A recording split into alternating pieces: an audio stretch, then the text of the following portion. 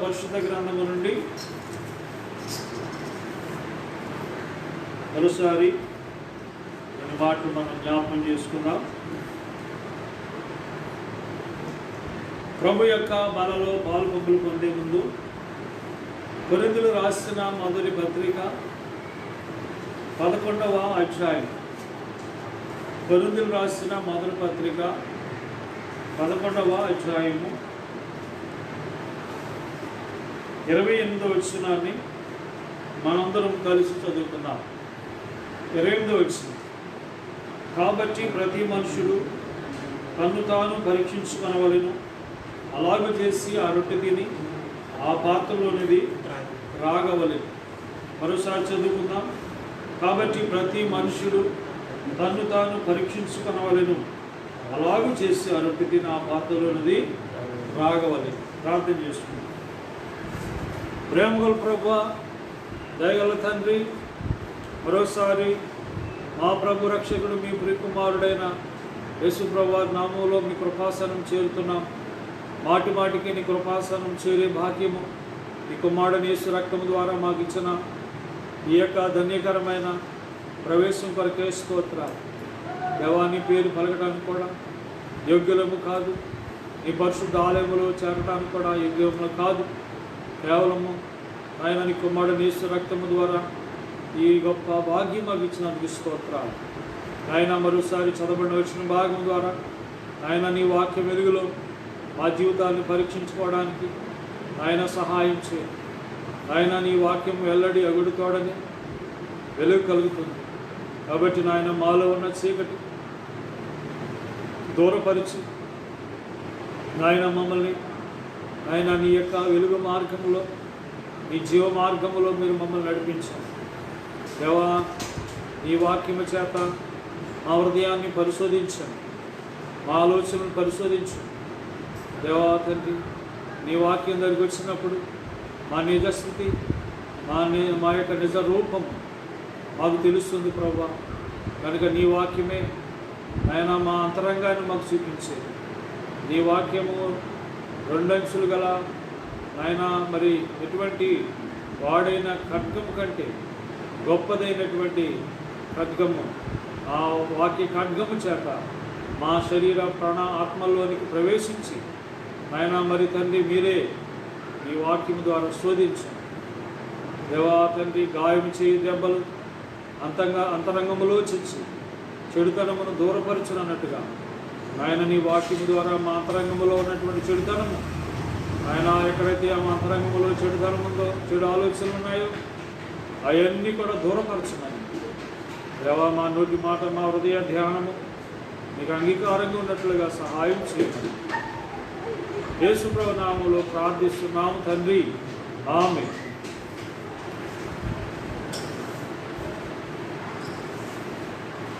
మనము చదువుకున్న భాగంలో నుండి కొన్ని విషయాలు మనం జ్ఞాపకం చేసుకుందాం. ప్రభు యొక్క బలలో పాలుపంపులు పొందే ముందు ప్రతి మనుషుడు, ప్రతి విశ్వాసి దేవుని యొక్క వాక్య వెలుగులో మనము పరీక్షించుకోవాలని, మన విశ్వాసం ఎలాగుంది, మన హృదయ స్థితి ఎలాగుంది, మన అంతరంగ స్థితి ఎలాగుంది, మన ఆలోచనలు ఎలాగున్నాయి, మన గురి గమ్యం ఎలాగుంది, దేవుని యొక్క వాక్య వెలుగులో మనం పరీక్షించుకొని దేవుని వాక్యం వెలుగు ద్వారా మరి మన పతనములన్నీ కూడా ఒప్పుకొని సరిచేసుకుని ప్రభు యొక్క బలం పొందడానికి ప్రభు మనకి ఎంతో ప్రతి వారం కూడా శ్రేష్టమైన సమయాన్ని ఇస్తూ ఉన్నారు. కనుక ఈ సమయంలో కూడా కొద్దిగా కొన్ని మాటలు మనం జ్ఞాపకం చేసుకుందాం.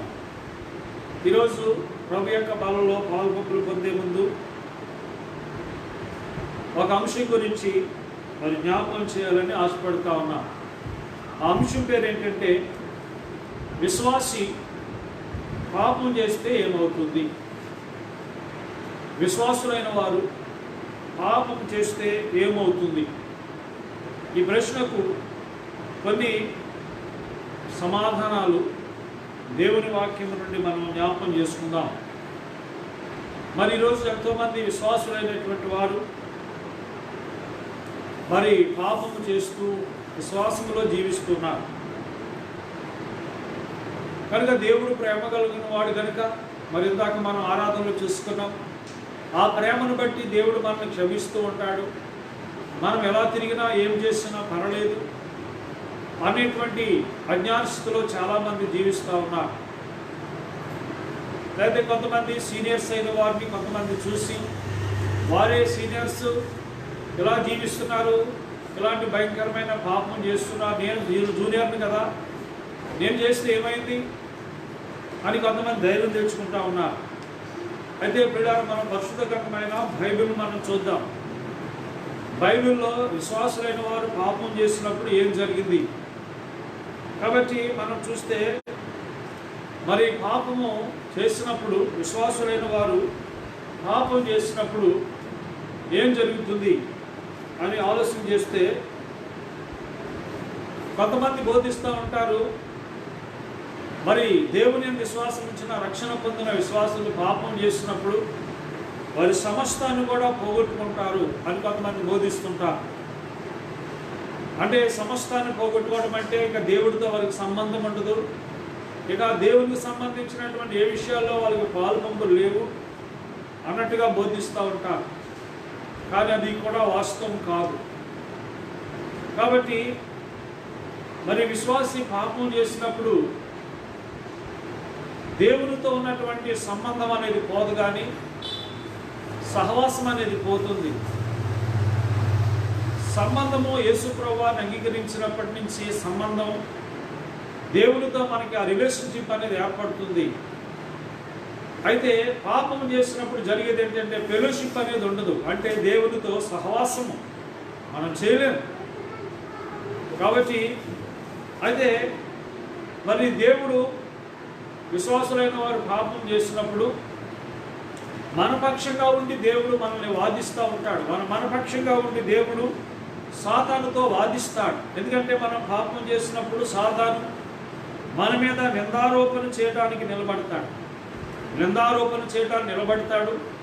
ఇక నీవు పాపం చేస్తావు, ఇక నువ్వు దేవుని బిడ్డవు కాదు, నువ్వు పరలోకం వెళ్ళవిక, నీకు క్షమాపణ లేదు, ఇక నువ్వు ఎందుకు పనికిరావు, ఇంకెవరికి పనికిరావు, ఇక దేవుడి దగ్గరికి వెళ్ళడానికి, ప్రార్థన చేయడానికి, మందిరానికి వెళ్ళడానికి ఇటువంటి అవకాశం లేదని మన మీద నిందారోపణ చేయడానికి సాతాను నిలబడుతుంటాడు. ఆ సమయంలో దేవుడు వాడి యొక్క నిందారోపణ నుంచి, వాడు చెప్పే ప్రతి మాట నుంచి దేవుడు మనల్ని కాపాడటానికి మన పక్షాన దేవుడు నిలబడతాడు. యేసుక్రీస్తు ప్రభువు నిలబడతాడు. అందుకని మొదటి యోహాను రాసిన పత్రిక 2వ అధ్యాయము, మొదటి యోహాను రాసిన పత్రిక 2వ అధ్యాయములో మరి శిష్యుడైనటువంటి యోహాను ద్వారా దేవుడు పలికినటువంటి మాట మనం జ్ఞాపకం చేసుకుందాం. 2వ అధ్యాయం 1వ వచనములో, నా చిన్నపిల్లలారా, మీరు పాపము చేయకుండాక ఈ సంగతులను మీకు రాయుచున్నాను. ఎవడైనాను పాపము చేసినడలా నీతిమంతుడైన యేసుక్రీస్తు అని ఉత్తరవాది తండ్రి వద్ద మనకున్నాడు. ఆయన మన పాపములకు శాంతికరమై ఉన్నాడు. మన పాపములకు మాత్రమే కాదు, సర్వలోకములకు శాంతికరమై ఉన్నాడు. పిల్లల శిష్యుడైనటువంటి యోహాను ద్వారా దేవుడు చెప్తున్న విషయాలు ఏంటంటే, నా చిన్నపిల్లలారా, అంటే చిన్నపిల్లలు అంటే భౌతికమైన చిన్నపిల్లలు కాదు. ఇక్కడ చిన్నపిల్లలంటే దేవుని నమ్ముకొని అప్పుడప్పుడు ఎదుగుతున్నటువంటి వారు. మీరు పాపము చేయకుండాక ఈ సంగతులు మీకు రాస్తున్నాను. కాబట్టి సంగతులు రాసింది ఎందుకంటే విశ్వాసులైన వారు పాపము చేయకుండా ఉండటం కొరకై దేవుడి పత్రికను రాస్తూ వచ్చాడు.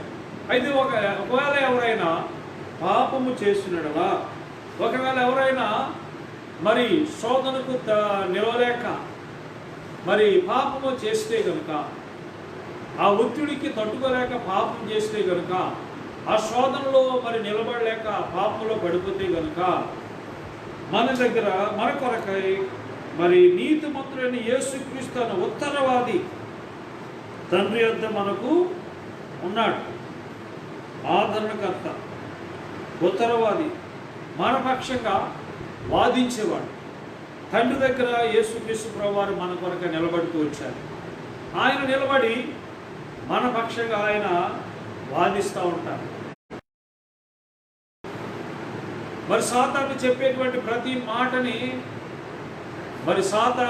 చెప్పే ప్రతి మాటని దేవుడు మరి ఎదురించి, అదే వాడి మాటలు మనం లెక్క పెట్టకుండా తిరిగి మనము పాపము చేసినటువంటి మనము తిరిగి దేవుని సహవాసంలోనికి రావడం కొరకై మనం ఏం చేయాలనేది కూడా దేవుడు ముందుగానే చెప్పారు.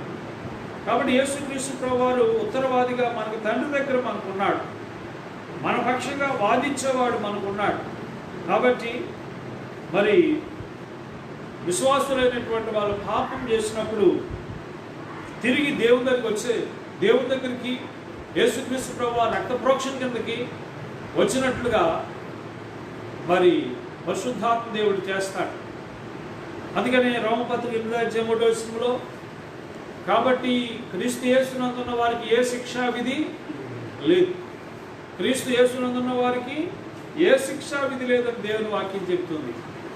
అంటే దేవుడు క్రీస్తులో విశ్వాసం ఉంచినప్పుడు మన శిక్ష అంతా ఆయనే భరించాడు. కాబట్టి శిక్ష నుండి మనం తప్పించబడ్డాం, నరక శిక్ష నుండి తప్పించబడ్డాం. ఆ నరక శిక్ష యుగయుగాలు ఉండే శిక్ష, ఆ ఉగ్రత నుండి తప్పించబడ్డాం. అయితే మరి ఇప్పుడు క్రీస్తు యేసులో ఉన్న వారికి గొప్ప మరి రక్షణ భద్రత ఉన్నది. కాబట్టి యేసు ప్రభువారు మన భద్రత కొరకాయ, మన కాపాడుడు కొరకాయ నిరంతరము మన కొరకాయ విజ్ఞాపన చేస్తున్నాడు. అయితే పిల్లల 1 యోహాను పత్రిక 3వ అధ్యాయము 6వ వచనములో ఏముందో ఈ వాక్యం చూద్దాం. 1 యోహాను పత్రిక 3వ అధ్యాయము 6వ వచనములో, ఆయన యందు నిలిచి ఉండేవాడెవడును పాపము చేయడు, పాపము చేయవాడెవడును ఆయనను చూడను లేదు, ఎరుగను లేదు. పిల్లల ఈ మాటకి అలాగే 1 యోహాను రాసిన పత్రిక 1వ అధ్యాయం 8వ వచనం ఈ మాటకి ఉన్నటువంటి వ్యత్యాసం గమనించండి. మనము పాపము లేని వారమని చెప్పుకునే ఎడల మనలను మనమే మోసపుచ్చుకుందాము, మనలో సత్యం ఉండదు. మనము పాపము లేని వారమని చెప్పుకొని ఎడల, మరి ఇక్కడ ఏం రాయబడింది? 6వ వచనంలో 3వ అధ్యాయం 1 యోహాను పత్రికలో, ఆయన యందు నిలిచి ఉండేవాడెవడును పాపము చేయడు, పాపము చేయవాడెవడును ఆయనను చూడను లేదు, ఎరుగను లేదు. అంటే విశ్వాసులైన వారు, దేవుని నమ్ముకున్నటువంటి వారు, మరి ఇక్కడ 1 యోహాను రాసిన పత్రిక 3వ అధ్యాయం 6వ వచనంలోనేమో పాపము చేయడు అని ఉంది. అంటే దీని అర్థం ఏంటి? పాపము చేయడు అంటే దీని అర్థం ఏంటంటే పాపము చేస్తూ ఉన్నాడు, పాపము చేస్తూ ఉన్నాడు, అలవాటుగా పాపము చేస్తూ ఉన్నాడు అని అర్థం. రక్షణ లేనప్పుడు మనం దేవుని నమ్మినప్పుడు పాపాన్ని మనము అలవాటుగా చేస్తూ వచ్చాం, కావాలని చేస్తాం. పంది బురదలోనికి కావాలని వెళ్తుంది, అది పొరపాటున తప్పిపోయాను అని అనదు, కావాలని అది బురదలోకి వెళ్తుంది, బురదను అంటించుకుంటుంది. అది కంటిన్యూ ప్రాసెస్, అంటే ఎప్పుడు కూడా నిరంతరము కూడా అదే బురదలో ఉంటుంది. బురద నుంచి బయటకు రావడానికి అది ఇష్టపడదు. అయితే గొర్రె బురదలో సపోజ్ పడిపోయిన తర్వాత ఆ బురదలో నుంచి బయటకు రావడానికే ప్రయత్నం చేస్తుంది, ఆ ఊపిలో నుంచి బయటకు రావడానికే ప్రయత్నం చేస్తుంది. అది ఆ బురదలో ఉండడానికి ఎంత మాత్రం దానికి ఇష్టపడదు. అలాగే విశ్వాసమైన వాడు కూడా, రక్షణ పొందిన వాళ్ళు కూడా ఏదైనా పాపంలో పడిపోతే ఆ పాపం నుంచి బయటికి పడటానికి ప్రయత్నం చేస్తుంటాడు. దాంట్లో ఉండడానికి, దాంట్లో నివసించడానికి, దాంట్లో కొనసాగడానికి ఎంత మాత్రం కూడా ఇష్టపడడు. అది అవిశ్వాస అయితే దాంట్లో ఉండటానికి ఇష్టపడతాడు, అది చేయడానికి ఇష్టపడతాడు, దాంట్లోనే జీవించడానికి, పాపంలోనే జీవించడానికి ఇష్టపడతాడు. బయటకు రావాలని ఇష్టపడడు, బయటకు రావాలని ఆలోచన ఉండదు.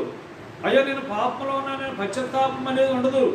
కానీ విశ్వాసి పాపం చేస్తే పశ్చాత్తాపడతాడు, ప్రార్థన చేస్తాడు, పశ్చాత్తాపడతాడు. దాంట్లో నుంచి బయటకు రావడానికి పరిష్కారమైనటువంటి యేసు ప్రభువారి మీద, యేసు ప్రభువారి సహాయాన్ని కోరతాడు. ప్రభువా నన్ను రక్షించు నాయన అని. పేతురు మరి నేను నీటిలో మునిగిపోతున్నప్పుడు ప్రభువా నన్ను రక్షించని ప్రభు సహాయం కోరాడు. వెంటనే ప్రభు వచ్చి చేయబట్టుకుని పైకి లేవనెత్తాడు. పడిపోతున్న వాడిని దేవుడు పైకి లేవనెత్తాడు, మునిగిపోతున్న వాడిని దేవుడు పైకి లేవనెత్తాడు. కాబట్టి పిల్లరా, విశ్వాసి, నిజమైన విశ్వాసి అదే విధానంలో పాపము చేయుడు. కాబట్టి ఇక్కడ మరి 1 యోహాను రాసిన పత్రిక 3:6లో మనం చూసినట్లయితే పాపము చేయుడు అనే మాటకి అర్థం ఏంటంటే పాపము చేస్తూ ఉండడు, పాపము చేస్తూ ఉండడు, పాపములో నిలబడడు, అలవాటుగా చేయడు. అది నిజమైనటువంటి విశ్వాసం, అది నిజమైనటువంటి విశ్వాసం కలిగినటువంటి వారు చేసేది. కాబట్టి మరి నిజమైనటువంటి విశ్వాసి పాపము చేయడానికి ఇష్టపడ్డు. నిజమైన విశ్వాసులు పాపము చేయడానికి ఇష్టపడ్డు. వాళ్ళు కొన్ని పరిస్థితుల్లో తట్టుకోలేక ఆ సోదరులకి మరి పడిపోయేటువంటి పరిస్థితులు ఉంటాయి తప్ప, వారు కావాలని, వారు ఇష్టపూర్వకంగా వారు ఎంత మాత్రం కూడా అది చేయడానికి ఇష్టపడరు. అయితే ఒకవేళ ఏ పాపములైనా ఏ శోధనలైనా పడిపోతే దాంట్లో నుంచి బయటికి రావడానికే ఇష్టపడుతూ ఉంటాడు. బయట పట్టడానికే పరిష్కార మార్గం చూపించేటువంటి యేసుప్రభువు వారు సహాయం కోరుతాడు. అందుకని ఎఫెసీయులకు రాసిన పత్రిక 4:22 ఎఫెసీయులకు రాసిన పత్రిక 4:22 దేవుని వాక్యం ఎలా ఉందో చూద్దాం.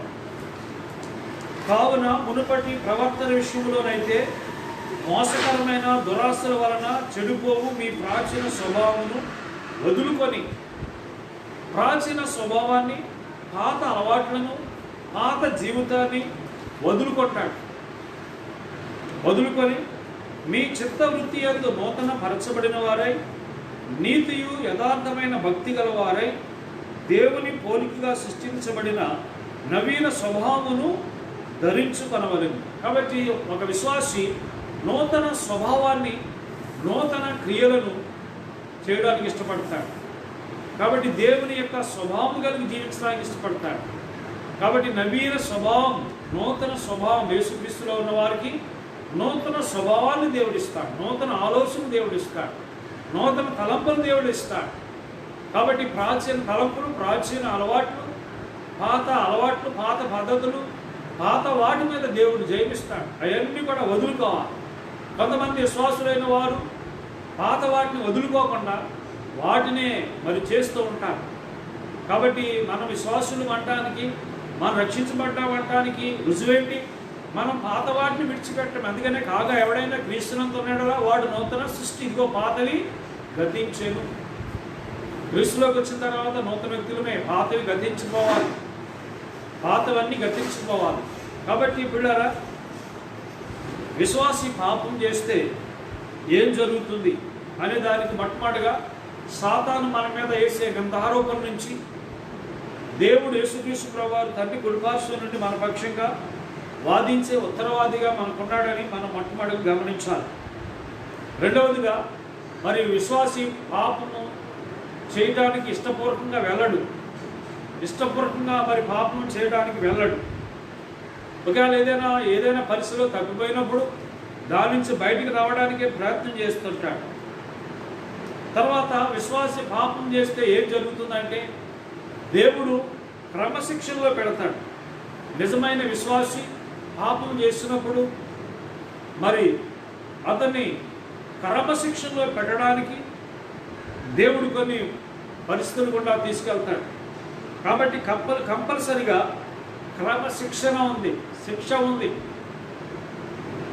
కాబట్టి విశ్వాసి పాపం చేసినప్పుడు సంబంధం తెగిపోదు, కానీ సహవాసము ఉండదు. ఇంకా సహవాసం చేయలేడు. ఎందుకంటే ప్రార్థన అంటే ఇష్టం ఉండదు, ప్రార్థన సహవాసం అంటే ఇష్టం ఉండదు, ప్రార్థించే వారితో ఉండలేడు, ప్రార్థన చేయాలనేటువంటి మనసు ఉండదు, వాక్యం చదవాలనేటువంటి మనసు ఉండదు. ఎందుకంటే ఈ పాపం ఏం చేస్తుందంటే మరి దేవునితో సహవాసం నుండి క్రమంగా దూరంగా తీసుకెళ్ళిపోతుంది. తప్పైనటువంటి కుమారుడు కూడా తండ్రి నుంచి దూరం అయిపోయాడు, తండ్రి యొక్క సహవాసం నుంచి దూరం అయిపోయాడు. సంబంధం మాత్రం ఉంది. అతను ఎంత దూరం వెళ్ళినా, ఎక్కడికి వెళ్ళినా ఫలానా వారి అబ్బాయి అని అంటారు, ఫలానా వారి అబ్బాయి అని అంటారు, కానీ ఆ సంబంధం మాత్రం తెగిపోదు. కాబట్టి తప్పైన కుమారుడు ఏ విధంగా తండ్రి నుంచి దూరం అయిపోయాడో, తండ్రి ఇంటి నుంచి దూరం అయిపోయాడో, తండ్రి సమృద్ధి నుండి దూరం అయిపోయాడో, తండ్రి ఇంట్లో జరిగేటువంటి ప్రతి కార్యక్రమానికి దూరం అయిపోయాడో, ఆ సంతోష ఆనందాలకి, ఆ సమృద్ధికి దూరం అయిపోయాడు. మరి అలాగే దేవుని యందు విశ్వాసం ఉంచిన వారు పాపం చేస్తున్నప్పుడు వారు కూడా సంఘ సహవాసములో ఉన్నటువంటి కార్యక్రమాలకు దూరం అయిపోతారు. సంఘ కార్యక్రమాల్లో ఆ సంఘంలో ఉన్నటువంటి ఆ వాక్య సమృద్ధి వాళ్ళకు ఉండదు. సంఘ సహోదరులతో మరి సంతోషం వాళ్ళకు ఉండదు. కాబట్టి వాళ్ళకి సంతోషం కోల్పోతారు. ఆ రక్షణ పోదు, కానీ రక్షణ ఆనందాన్ని కోల్పోతారు. అందుకని దావీదు కూడా పాపం చేసినప్పుడు తిరిగి నా రక్షణ ఆనందాన్ని తిరిగి దయచేయమని ప్రార్థన చేశాడు. రక్షణలో ఆనందం ఉంది, ఆ ఆనందాన్ని కోల్పోతారు. అలాగే ఇప్పుడు తప్పైన కుమారుడు కూడా ఆ తండ్రి ఇంటిలో ఉన్నటువంటి ఆనందాన్ని కోల్పోయాడు. లోకంలో ఆనందించాలనుకున్నాడు, స్నేహితులతో ఆనందించాలనుకున్నాడు, లోక సంబంధమైన పాప కార్యాలు ఆనందించాలనుకున్నాడు. ఆ ఆనందము కొద్ది కాలమే ఉంది, క్షణికమైన కొద్ది కాలమే ఉంది, క్షణికాలమే ఉంది. అది నిజం కాదని తెలుసుకున్నాడు. ఇప్పుడు తండ్రి దగ్గర ఉన్నదే నిజమని తెలుసుకున్నాడు. తర్వాత పశ్చాత్తాపంతో తండ్రి ఇంటికి వస్తాడు. మనకు తెలుసు ఈ యొక్క సంఘటన. కాబట్టి మరి దేవుని యొక్క బిడ్డలైనటువంటి వాళ్ళు పాపం చేసినప్పుడు మరి ఏం జరుగుతుందంటే దేవుడు వారిని శిక్షిస్తాడు. దేవుడు నన్ను శిక్షించాడు కానీ మరణానికి అప్పగించలేదని దేవుని వాక్యం సెలవిస్తాం. అందుకని హెబ్రీ రాసిన పత్రిక 12వ అధ్యాయము, హెబ్రీ రాసిన పత్రిక 12వ అధ్యాయం, హెబ్రీ రాసిన పత్రిక 12వ అధ్యాయంలో మనం చూసినట్లయితే 7వ వచనం నుండి 12వ అధ్యాయము 6-7 వచనాలు చూద్దాం. 5-6 కలిసి ఉన్నది చూడండి. నా కుమారుడా, ప్రభు చేయు శిక్షను తృణీకరించకము. తండ్రి కుమారుడిని శిక్షిస్తాడు. కుమారుడు కాకపోతే నిన్ను దేవుడు శిక్షించాడు. కుమారులైన వారందరూ శిక్షలో పాల్గొనలు పొందుతారు. ఆయన నిన్ను గద్దించినప్పుడు విసుగకు. ప్రభు తాను ప్రేమించు వారిని శిక్షించి తాను స్వీకరించు ప్రతి కుమారుని దండించును అని కుమారుడితో సంభాషించినట్లు మీతో సంభాషించు ఆయన హెచ్చరికను మరచితిరి. శిక్షాఫలం పొందుటగా మీరు సహించుచున్నారు. దేవుడు కుమారులుగా మిమ్మల్ని చూస్తున్నాడు. తండ్రి శిక్షింపని కుమారుడెవడు? కుమారులైన వారందరూ శిక్షలో పాలు పొందుచున్నారు. మీరు పొందని ఎడల దుర్భీషులే కానీ కుమారులు కాదు. కాబట్టి బిడ్డరా, కుమారులైన వారందరూ శిక్షలో పాలుపంపులు పొందుతున్నారు. తండ్రి శిక్షింపని కుమారుడెవడు? తండ్రి కుమారుడు ఎందుకు శిక్షిస్తాడు? తండ్రి యందు భయభక్తులు కలిగి ఉండాలని, తండ్రికి లోబడి బ్రతకాలని, తండ్రి చిత్తాన్ని నెరవేర్చాలని, తండ్రికి ఇష్టమైన పనులు చేయాలని, తండ్రి చెప్పింది చేయాలని అనడానికి మరి తండ్రి మనల్ని శిక్షిస్తూ ఉంటాడు. తండ్రి చిత్తము నుండి తండ్రికి ఇష్ట ప్రకారంగా మనం జీవించకుండా మన ఇష్టానుసారంగా వెళ్ళినప్పుడు తిరిగి తన చిత్తములోనికి మనల్ని తీసుకురావడానికి దేవుడు మనల్ని శిక్షించేవాడు ఉన్నాడు. ఆ శిక్షకు ఫలం కూడా ఉంటుంది.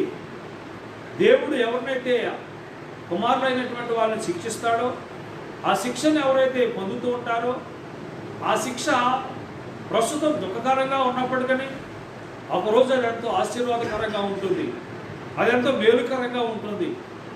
కాబట్టి తండ్రి శిక్షింపని కుమారుడెవడు? మన బైబిల్లో చూసినట్లయితే దేవుడు ప్రేమించిన ప్రతి కుమారుని దేవుడు శిక్షించున్నాడు. కాబట్టి శిక్ష లేనిదే ఎవరు కూడా ఉన్నతమైన స్థానంలోనికి వెళ్ళలేదు. ఎగ్జాంపుల్ మనం చూసినట్లయితే దావీదు జీవితాల గురించి కొద్దిగా చెప్పుకొని ముగించుకుందాం. దావీదు జీవితంలో దావీదుని దేవుడు కోరుకున్నాడు. దావీదు దేవునికి హృదయానుసారులని పేరు కూడా ఉంది. నేను కోరుకున్నవాడు ఇతడే అని దావీదు గురించి దేవుడు సాక్ష్యం చెప్పాడు.